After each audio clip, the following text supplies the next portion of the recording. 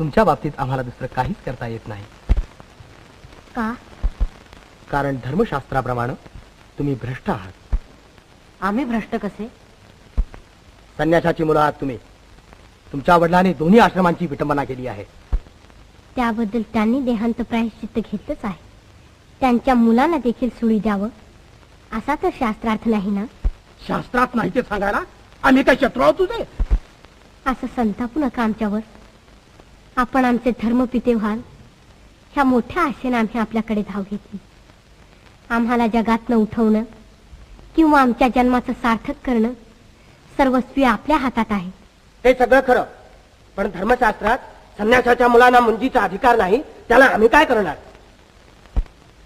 सगळ्या धर्मशास्त्रांनी असंच सांगितलं आहे. हो हो, सगळ्या धर्मशास्त्रांनी असंच सांगितलं आहे.